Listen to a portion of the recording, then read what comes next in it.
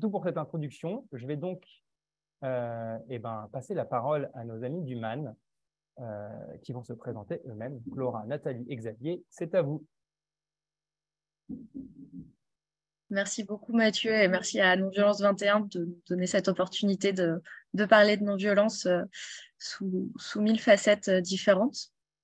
Du coup, comme vous le voyez sur ma petite étiquette, je m'appelle Laura Vallès, je suis la coordinatrice du MAN fédéral. Le MAN étant une fédération d'associations. On a 19 groupes locaux partout en France aujourd'hui.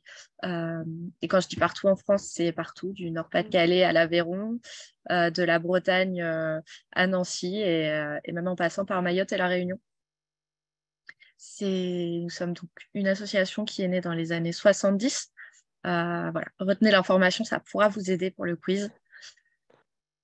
Et je vais laisser la parole à Nathalie et à Xavier qui vont se présenter à leur tour. Et ensuite, on fera notre petit quiz. Merci Laura. Oui, alors moi c'est Nathalie. Je connais le MAN depuis à peu près 7 ans. Et après avoir longtemps participé aux actions du MAN Nancy, j'ai rejoint le MAN Moselle, dont je suis la présidente depuis septembre. Et je suis très heureuse de passer cette heure avec vous pour vous présenter la non-violence comme nous le pratiquons ici au MAN. Xavier, c'est à toi. Merci Nathalie. Bonjour à tous, Xavier Dormont. Donc, actuellement, je suis salarié. J'ai découvert le MAN en 2018, notamment dans le cadre des médiations nomades à Lyon. Et en 2020, j'ai créé un... Ah, t'as coupé ton micro, Xavier. Je n'ai pas touché, mais bon. En tout cas, voilà, depuis 2020, j'ai un temps plein pour développer cette action non violente dans les quartiers prioritaires. Et je suis assez militant sur toutes les actions du MAN qui sont proposées à Lyon. Voilà.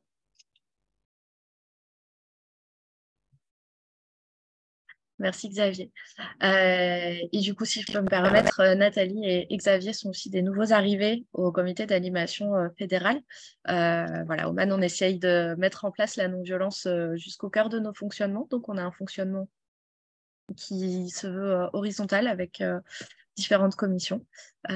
Nathalie va commencer à découvrir la commission vie des groupes et Xavier va, quant à lui, s'occuper de la commission communication. On est toujours à la recherche de bénévoles motivés pour rejoindre nos équipes sur les différents aspects. Donc voilà, si ça vous intéresse, n'hésitez pas à nous contacter. Mathieu, si tu es prêt, je ne te vois plus, mais je sais que tu es là. On va pouvoir commencer avec la première question. Donc, vous allez voir apparaître un sondage, vous allez pouvoir répondre directement. Et quand tout le monde aura répondu, on pourra discuter. Donc, qui est l'auteur de cette citation « Soyons le changement que nous voulons voir dans le monde ». Alors, première réponse, est-ce que c'est Martin Luther King? Deuxième réponse, est-ce que c'est Gandhi? Troisième réponse, est-ce que c'est Jean-Marie Muller? Et quatrième réponse, est-ce que c'est Karl Marx? Voilà. Donc, n'hésitez pas à choisir.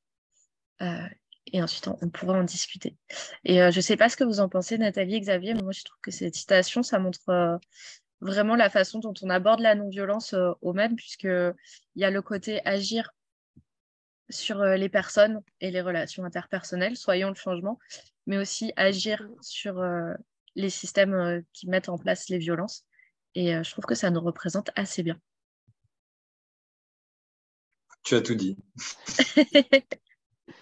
Oui, c'est une citation effectivement que je donne souvent, mais surtout parce que effectivement, je trouve que la première personne, des fois, on a tendance à vouloir changer les autres. Et en fait, l'idée, c'est déjà de se changer nous-mêmes.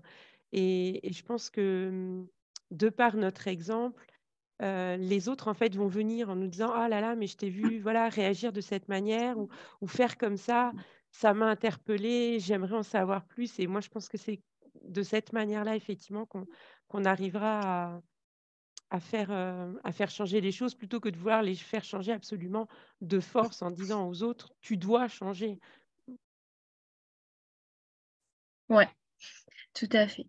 Je pense que vous avez eu le temps de répondre. On va clore. À votre avis, du coup, Nathalie, Xavier, vous répondez quoi à cette première question? Alors, comme c'est une citation que j'utilise souvent, a priori, c'est Gandhi. A priori aussi. Ok. Et bon, eh ben, visiblement, le chat et les participants sont assez d'accord avec vous. 87% du coup à répondre Gandhi. Félicitations, c'est effectivement Gandhi, une des figures les plus connues de la non-violence qui est l'auteur de cette citation. Et en fait, aujourd'hui, au Mouvement pour une alternative non violente, on garde des liens très forts avec l'écosystème de la non-violence en Inde. Voilà, je pense que vous savez que Gandhi c'est une figure de l'indépendance de l'Inde. Et le MAN est très impliqué aujourd'hui dans le collectif Jai Jagat, par exemple. Je ne sais pas si Xavier, tu veux nous dire un petit mot sur Jai Jagat, parce que le MAN à Lyon est très impliqué là-dessus. Oui, alors en fait, c'est comment dire, le Man Lyon coordonne le collectif Jai Jagat sur Lyon.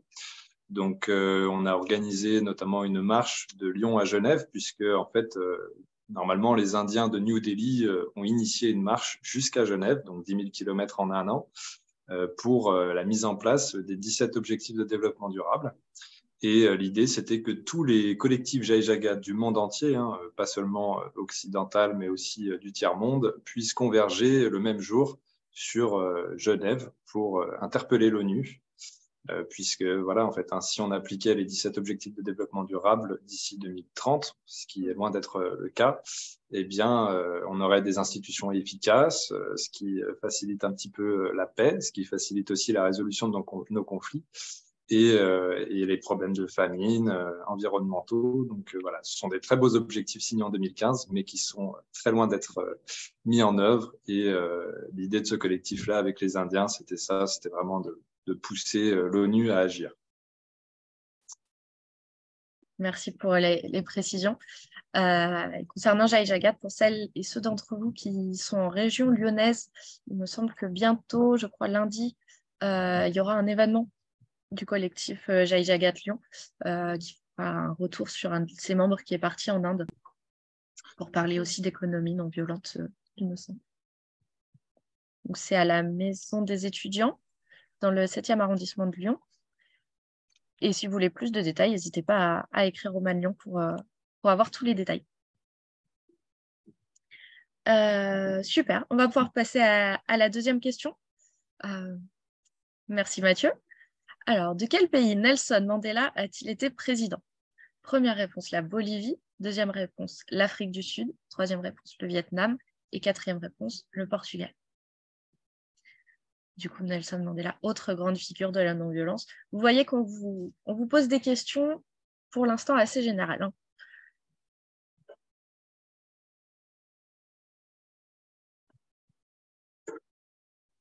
Alors.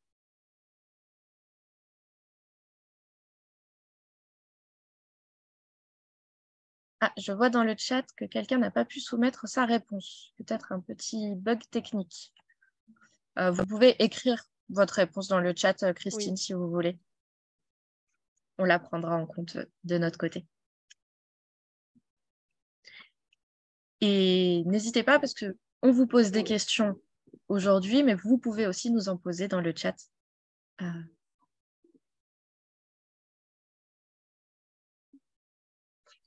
Alors, on vous laisse encore quelques secondes pour ceux qui hésitent. Et on va pouvoir fermer le sondage. Xavier, Nathalie, une petite idée? Oui, j'aurais répondu Afrique du Sud, comme Christine d'ailleurs. Tout à fait. Et bien, encore une fois, le chat vous a suivi et c'était bien l'Afrique du Sud, évidemment. Voilà, l'Afrique du Sud, du coup, c'était le combat contre l'apartheid, mené beaucoup par Nelson Mandela, qui ensuite est devenu président de ce pays et a mis fin à ce système.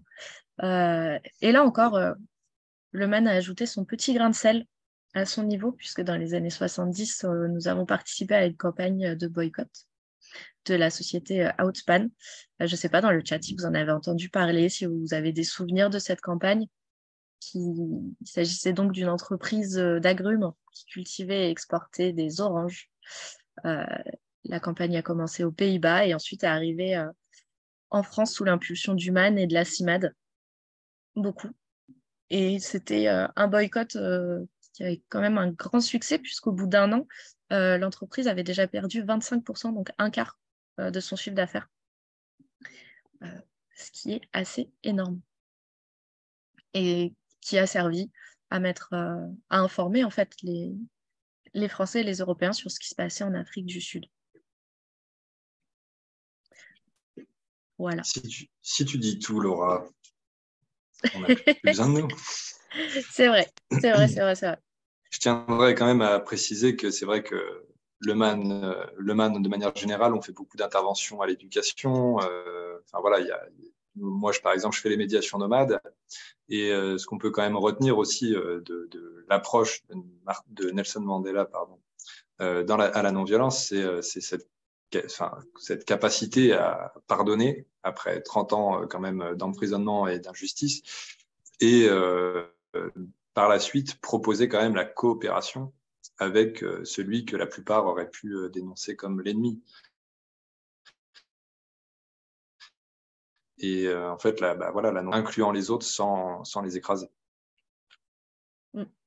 Ouais, c'est très intéressant ce que tu dis. C'est vrai que la question de la réconciliation et du pardon est une question fondamentale quand on essaye de mettre en place des changements aussi systémiques que mettre fin à un régime d'apartheid. Et merci Patricia de préciser qu'il y a toujours aujourd'hui dans le monde des régimes d'apartheid, notamment Israël et la Palestine. Et d'ailleurs, si je retrouve le lien, je vous incite, il y a une initiative européenne qui a été lancée, donc c'est un genre de grande pétition. Et le MAN fait également partie de cette campagne en aidant toutes les campagnes. Si vous voulez apporter votre pierre à l'édifice pour que la Commission européenne se positionne sur le commerce avec les colonies illégales, je vais vous mettre le lien dans le chat tout de suite.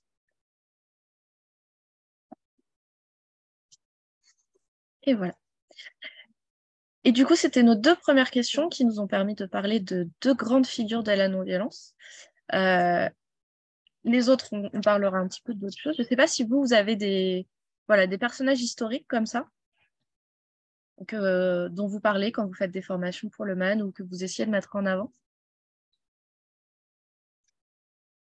Alors moi, je parle aussi de Martin Luther King.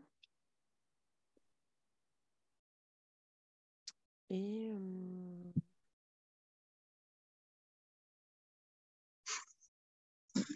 Il y a quelqu'un qui souffle.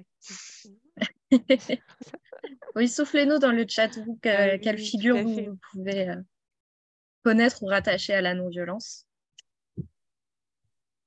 César Chavez, ouais, moins connu. Oui.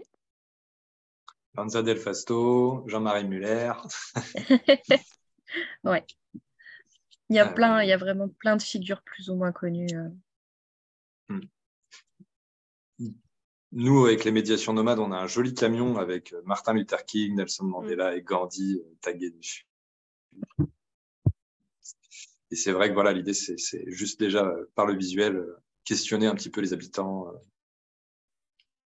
s'ils les connaissent ou pas, s'ils les reconnaissent aussi. Marshall Rosenberg, ouais, tout à fait, Naïma. Oui, tout à fait. Sur la communication.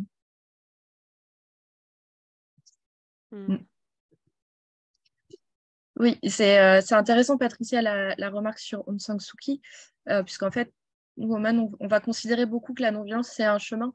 Il y en a qui ont commencé sur un chemin violent comme Nelson Mandela et qui sont ensuite arrivés à la non-violence et qui ont fait beaucoup pour la non-violence. Et il y a d'autres personnes comme Aung San Suu Kyi qui sont apparues dans l'écosystème médiatique, mondial, politique plutôt par de la non-violence et qui ensuite sont un peu perdus en chemin. Mais bon, ça n'enlève pas la lutte. On peut peut-être passer à la troisième question, Mathieu. Donc, comment appelle-t-on le fait de ne pas obéir à une loi injuste et ou illégitime? Est-ce que ça s'appelle de la délinquance? Est-ce que ça s'appelle du plaidoyer? Est-ce que ça s'appelle de la désobéissance civile? Est-ce que ça s'appelle du boycott?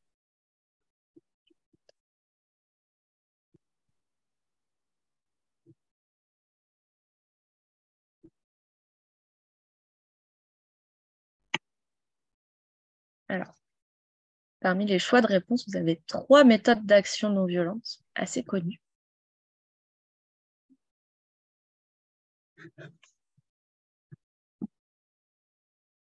Dont on va essayer de parler pendant 7 heures ensemble.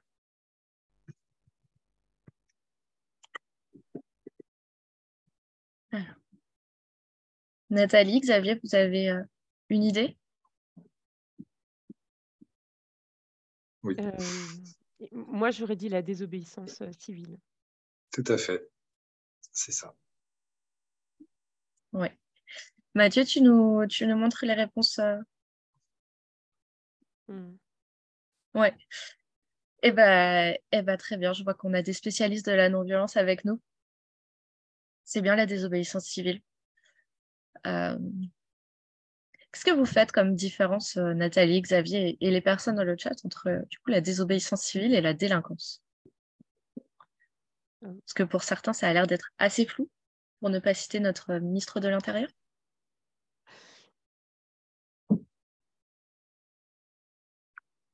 Alors, du coup, je ne suis absolument pas sûre de ma réponse, hein, mais pour moi, la délinquance, il y a quand même une volonté aussi de vouloir nuire l'autre et puis qu'il n'y a pas forcément de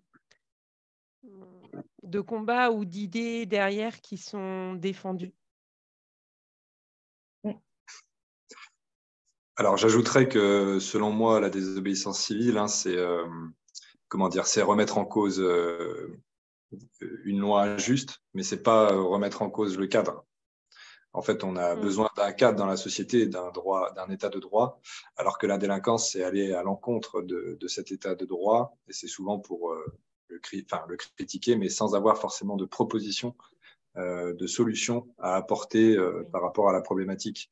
Donc voilà, il n'y a pas de stratégie, alors que la désobéissance civile, c'est quelque chose d'extrêmement stratégique qu'on anticipe sur plein d'aspects et dans lequel on essaye d'inclure les personnes qui sont exclues. Ouais, je suis assez d'accord avec ce que vous dites tous les deux. Il y a eu beaucoup de désobéissance civile au MAN. Il y en a peut-être un peu moins aujourd'hui, mais c'est vrai qu'on a quand même eu quelqu'un qui a fini sénateur et qui était... Aujourd'hui, les barrières sur un monument spécifique sont encore là parce qu'il s'amusait à grimper pour dénoncer. Et c'est pareil à Lyon. Moi, j'ai eu des témoignages d'activistes du MAN qui étaient sur des canoës-kayaks accrochés à des cordes au pied des ponts pour pouvoir étendre des grandes banderoles sur le Rhône. Et voilà, on pouvait vite se retrouver étranglé par la corde, emmené par les courants. Donc voilà, c'était une autre époque, mais voilà, ça revient de loin. La désobéissance civile, et c'est fondamental à toute démocratie. Pardon. Alain propose une très belle définition, je trouve, dans le chat. Il nous dit que la délinquance est une action cachée, non assumée, généralement violente pour défendre un intérêt personnel. Et la désobéissance civile est une action assumée, non violente, à visage découvert pour défendre des droits. Ouais, une très bonne définition. Et c'est vrai que la désobéissance civile, ça fait partie des moyens d'action prônés par le MAT. Et puis, je pense que nos camarades qui arriveront plus tard dans l'après-midi, comme Alternativa ou les Amis de la Terre, vous en diront 2 mots aussi. Donc, voilà, restez jusqu'à la fin pour en savoir plus. Sur les autres actions qui étaient proposées, voilà, le boycott, on a un petit peu parlé avec Outspan et avec l'initiative contre le commerce avec les colonies israéliennes. Le plaidoyer, c'est aussi une action que le MAN fait fait et porte. Là, dernièrement, on a clos une campagne sur l'éducation à la non-violence. On vous en dira plus un peu après aussi. Ah oui, et puis la petite référence à la délinquance, je ne sais pas si, chers participants et chères participantes, vous avez entendu parler du contrat d'engagement républicain, qui est un document que les associations sont fortement encouragées à signer si elles veulent continuer à recevoir des subventions, dans lesquelles elles s'engagent notamment à ne pas troubler l'ordre public. Et je pense que Alternatiba pourra vous en parler plus, puisque récemment, ils ont eu petits ennuis avec le préfet de Poitiers. Donc voilà, la désobéissance civile, ça doit rester un droit et il faut continuer à faire en sorte qu'on puisse faire des actions contre les lois injustes et illégitimes. On passe à la question suivante? Oui. Alors, lequel de ces philosophes est l'un des fondateurs du MAN? Platon, Voltaire, Deleuze ou Jean-Marie Muller? Si vous avez été attentif, normalement, vous devriez pouvoir répondre. Alors, un petit indice aussi. Platon, on est sur du 5e siècle avant Jésus-Christ. Voltaire, 18e, les Lumières, tout ça. Deleuze, un peu plus actuel. Et Jean-Marie Muller aussi, un philosophe du 20e siècle.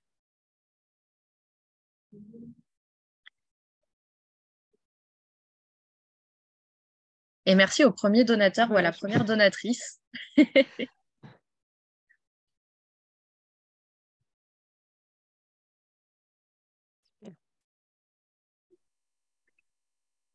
Alors,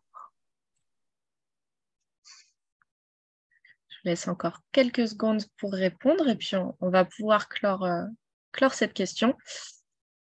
Xavier, Nathalie, je pense que vous savez de qui on parle.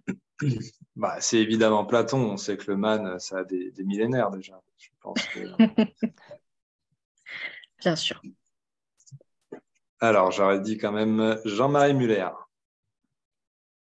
J'aurais dit ça également.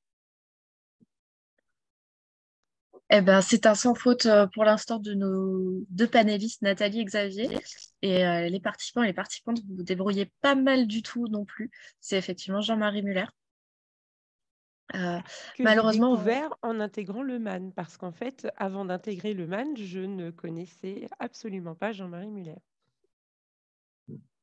eh ben, une raison de plus d'intégrer le MAN, j'ai envie de dire. Oui, il a fait une petite vidéo YouTube il y a quelques années qui l'a quand même visibilisé, je dirais. Mais bon, il est décédé en décembre, donc voilà, tous nos hommages. Oui, c'est vrai qu'on va bientôt fêter une année de la disparition de Jean-Marie Muller. Et si vous voulez découvrir un petit peu plus en détail ses écrits, voilà, c'était un philosophe, mais qui était aussi dans l'action, hein. Il a participé à des actions contre le service militaire, contre les essais nucléaires, très engagé sur la question de la bombe nucléaire. Et effectivement, il a écrit quelques bouquins, certains que vous pouvez retrouver dans la boutique en ligne du MAN, dont je mets le lien dans le chat. Voilà. Et un dictionnaire de la non-violence. Oui. Que je suppose que Alain Refalo devait avoir avec lui lorsqu'il a donné la définition de la désobéissance civile. Je rigole.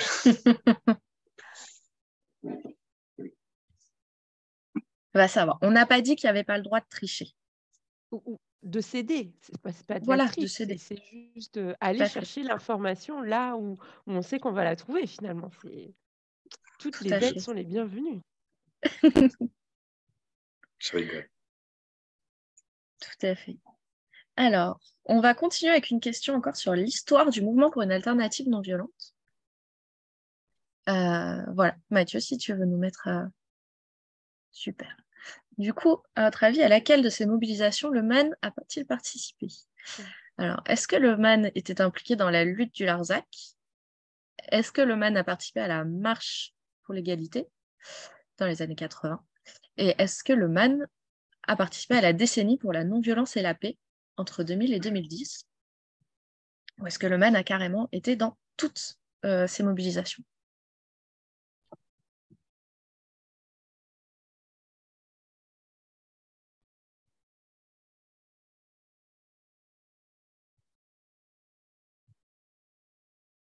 Pour ceux qui ne seraient pas au courant, la lutte du Larzac, du coup, c'était une lutte contre l'extinction d'un camp militaire dans les années 70. La marche de l'égalité, c'est une marche qui a réuni Marseille et Paris en passant par Lyon, qui a été notamment initiée par des jeunes lyonnais pour donner plus de droits aux sans-papiers et aux nouveaux arrivants en France. Et la décennie pour la non-violence et la paix, c'était une décennie lancée par l'ONU.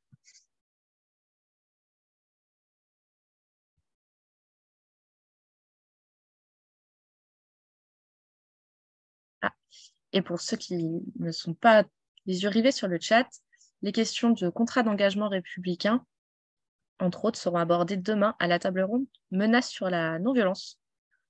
N'hésitez pas à vous reconnecter demain. Le lien ne sera pas le même puisque ce sera sur Twitch, une autre plateforme. Voilà. Alors, Xavier, restez connectés Nathalie. jusqu'à demain, en fait. Ça, on ne s'arrête plus. Vas-y, Nathalie, je t'en prie. Alors, là encore, à l'époque, je ne connaissais pas tout ça et je n'ai participé à aucune de ces actions. Mais j'aurais tendance à dire que le MAN a bien participé à ces 3 actions. J'en suis convaincu aussi. Alors, chers participants, chères participantes, qu'en dites-vous?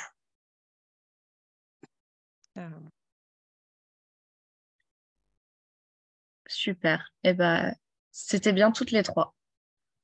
Xavier, tu voulais ajouter quelque chose?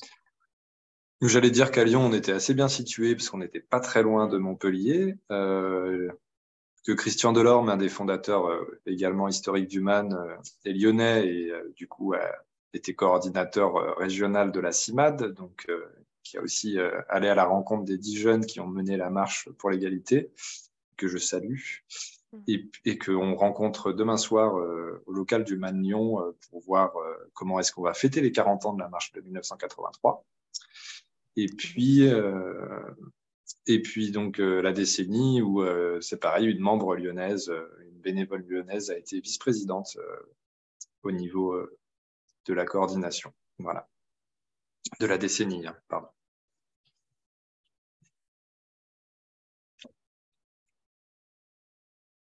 Et du coup, dans le chat, n'hésitez pas à nous dire si vous avez déjà entendu parler de ces 3 luttes-là, si vous y avez peut-être participé vous-même, si vous avez partagé des anecdotes ou quoi que ce soit, c'est le moment. On est là pour ça aussi, pour discuter ensemble.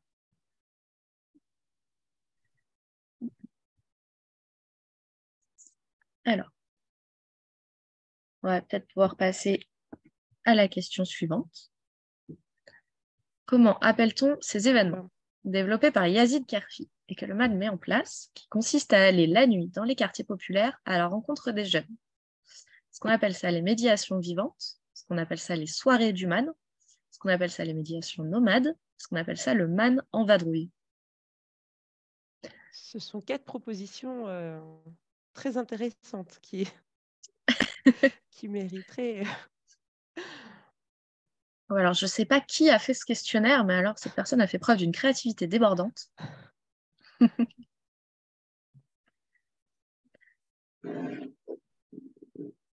Alors, du coup, médiation vivante, soirée du MAN, médiation nomade, le MAN en vadrouille.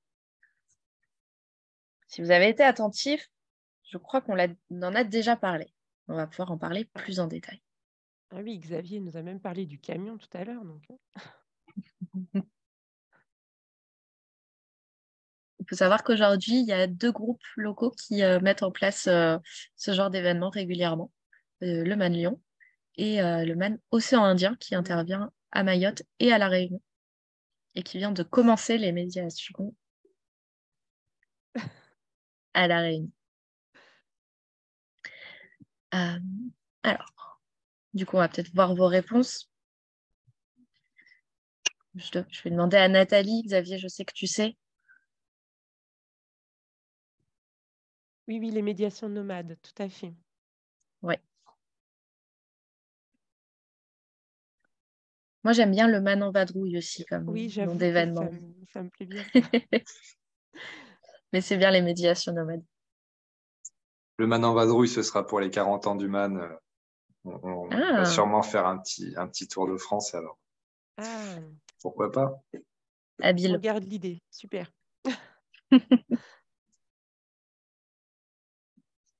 Du coup, Xavier, si tu veux nous dire, parce que je pense que de nous trois, c'est toi qui as le plus d'expérience sur ces médiations Mm. nomades.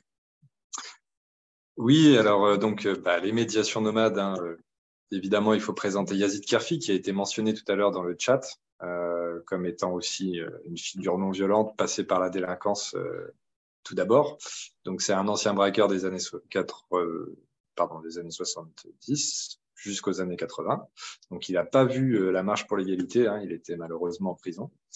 Et puis, il s'est complètement reconverti. Aujourd'hui, il est dans les universités et le soir dans les quartiers. Et c'est c'est le seul consultant en fait, de la préfecture de Paris qui aujourd'hui intervient sur le terrain. Nous, à Lyon, je vais parler pour mon groupe hein, parce que on a une vraie expérience. Depuis 2017, en fait, on est les premiers à avoir été l'essaimage de la médiation nomade en dehors de Yazid Kerfi. Et donc, on intervient sur à peu près 4 communes, une dizaine de quartiers, le soir de 20h à minuit. À l'heure actuelle, au début, c'était sur simplement l'été, hein, de juin, juillet, août, entre 36 et 48 soirées en 3 mois, avec une trentaine de bénévoles.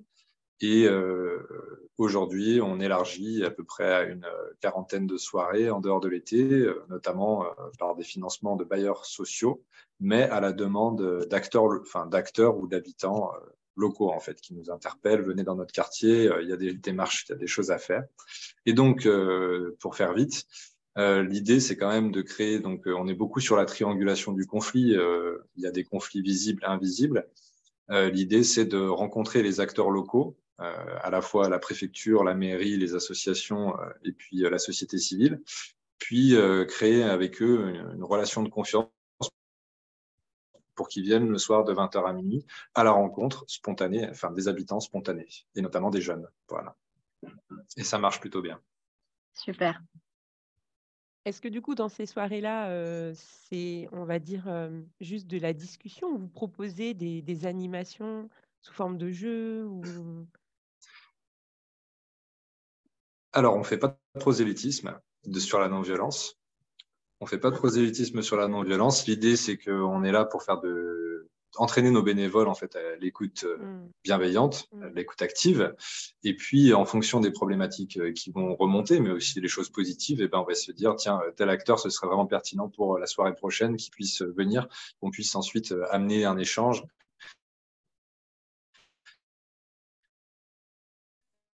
Ah, je crois qu'on a Nous avons perdu perdu. Xavier. Dans lequel on a aussi essayé de... Pardon, c'est bon? Oui, c'est bon, on t'a retrouvé.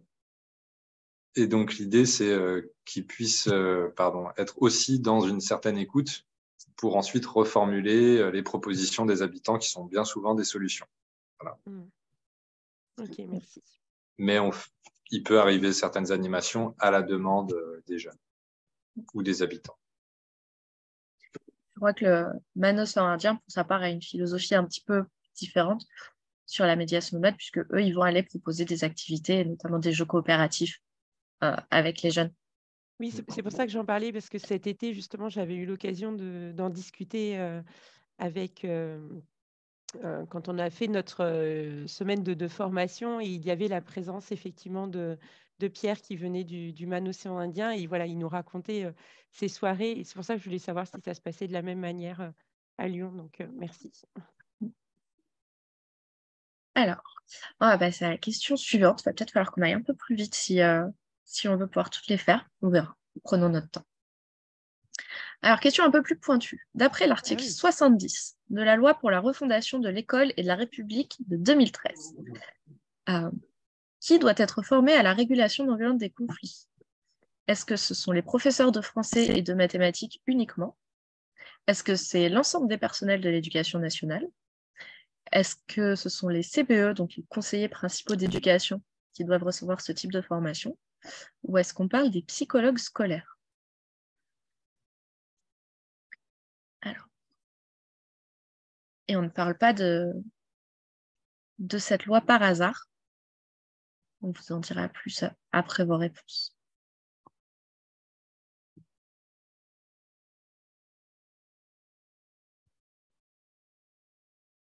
Donc, cette question, elle est liée à l'action de plaidoyer dont Coleman met en place, aussi parmi toutes ces modalités d'action.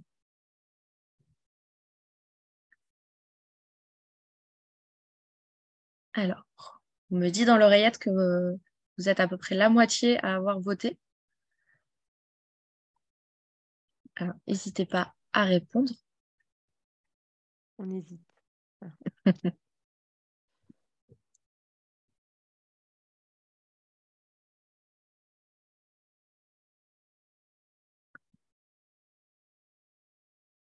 Alors, si ça peut vous aider, petit spoiler alerte, même si la loi a été votée en 2013, elle est encore aujourd'hui très peu mise en application, presque 10 ans après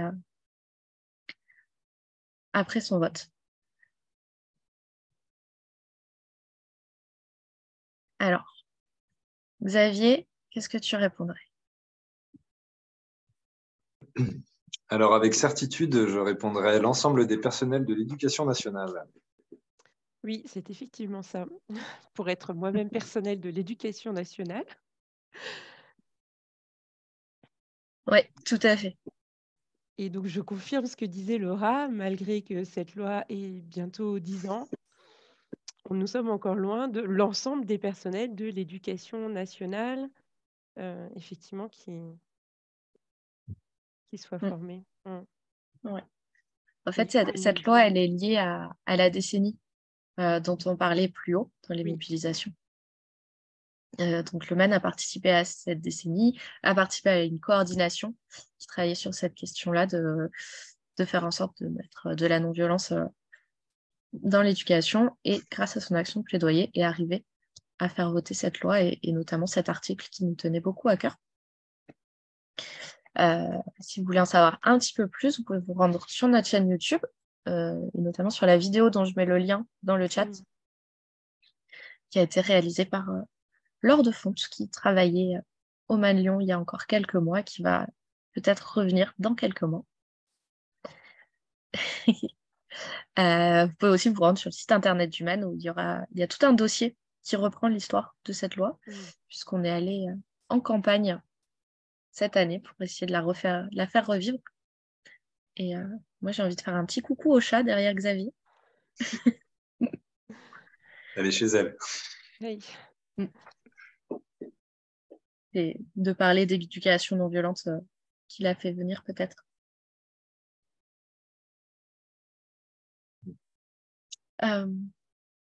Donc voilà, et pour mettre en application cette loi, le MAN va très régulièrement dans les écoles, souvent auprès des élèves et des étudiants, et de temps en temps aussi quand même auprès des personnels.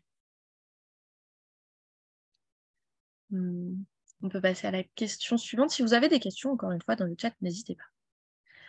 Alors, encore une question très centrée sur le MAN. Un des textes fondateurs de notre mouvement s'intitule « Le manifeste pour une alternative non-violente », le petit livre de la non-violence, guerre et non-violence, ou alors le dictionnaire de la non-violence. Voilà, dont nous avons parlé tout à l'heure.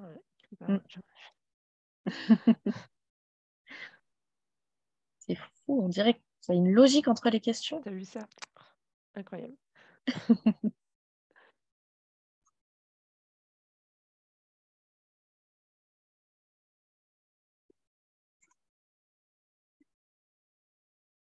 Alors, vous êtes un peu plus de la moitié à avoir répondu. On vous laisse quelques secondes.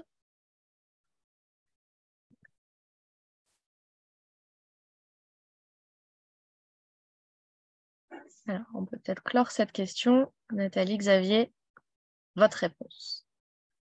Oui, alors là encore, sans hésitation, le manifeste pour une alternative non violente. Et alors là, c'est quelque chose que j'ai découvert lorsque je me suis formée avec le MAN, puisqu'en fait, Laura, peut-être que tu peux nous expliquer après, mais c'est vrai qu'on parle du MAN comme étant une association. Mais moi, ce que j'avais découvert, c'est surtout que c'était un mouvement. Et d'où la raison, voilà, peut-être de ce manifeste. Oui, tout à fait.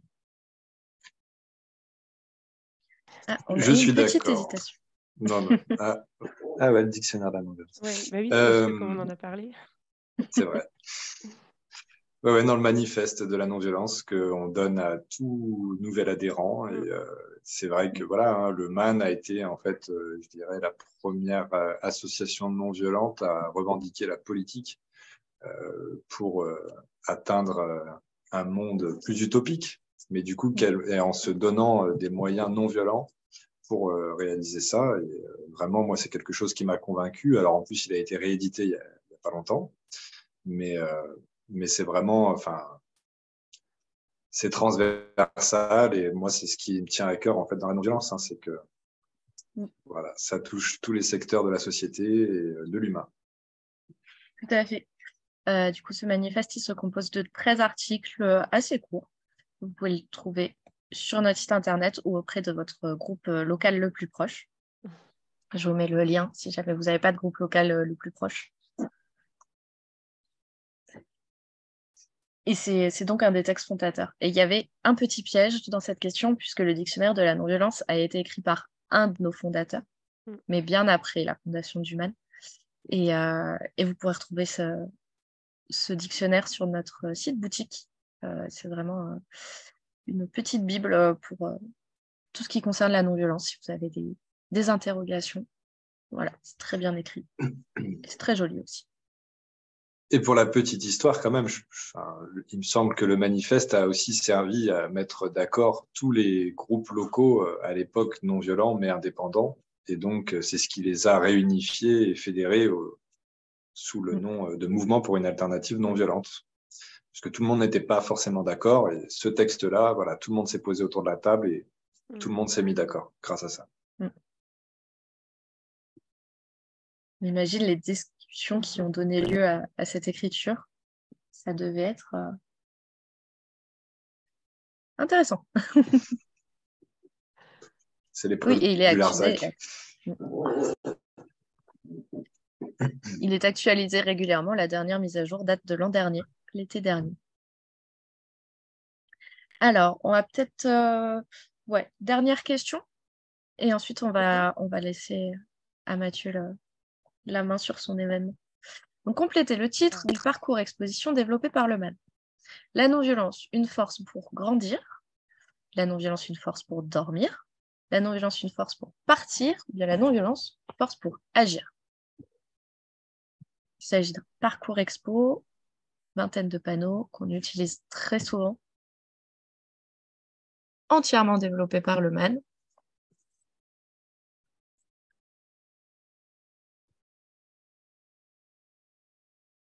Alors, vous êtes la moitié à avoir répondu.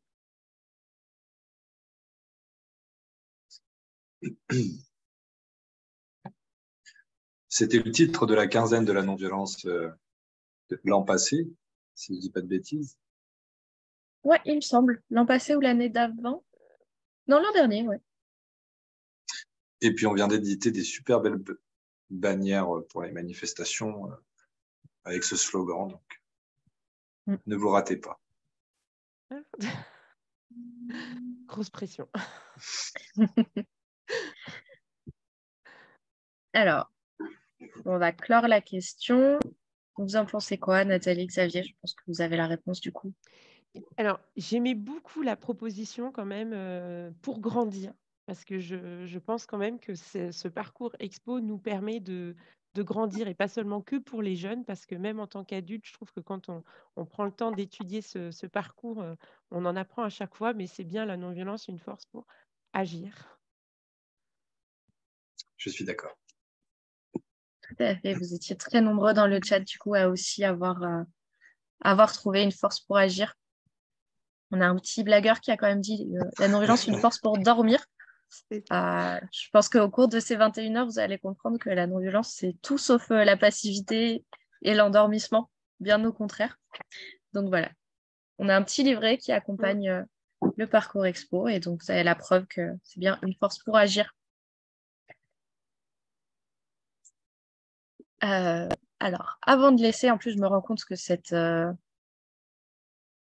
dernière question fait le lien avec Étienne qui va vous être présenté juste après nous, puisqu'il a grandement participé avec ses illustrations à nous aider à faire ce parcours aussi beau et aussi pédagogique. Et avant de vous quitter, si vous voulez retrouver le MAN dans les semaines à venir, vous pouvez le retrouver, comme je le dis, lundi soir à Lyon pour parler de la situation en Inde. Vous pouvez le retrouver à Nancy jeudi prochain pour faire vos courses de Noël à court-circuit et éventuellement acheter des jeux coopératifs ou des ouvrages. En tout cas, ils font des permanences à court-circuit régulièrement. Vous pouvez aussi retrouver le 14 décembre le MAN Saint-Étienne. Voilà, pour un débat action non violente, jusqu'où aller pour défendre nos idées. N'hésitez pas à les contacter directement pour avoir plus de détails sur cet événement. Et vous pouvez aussi vous inscrire à notre newsletter et vous rendre sur notre site internet pour voir toutes les actualités dans tous nos groupes. Et prévoir pour vos vacances d'été le forum qui aura lieu en Bretagne. Voilà. Oui, une semaine de débats, d'échanges, de rencontres, d'ateliers, de soirées conviviales. Voilà, il y aura tout ça en Bretagne cet été. Au mois de juillet. Voilà. Programme à apparaître. Merci beaucoup. Très bientôt. C'est ça. Merci à tous pour votre participation. Et du coup, c'était vraiment chouette. On était nombreux. Donc, merci. Merci à tous et à toutes.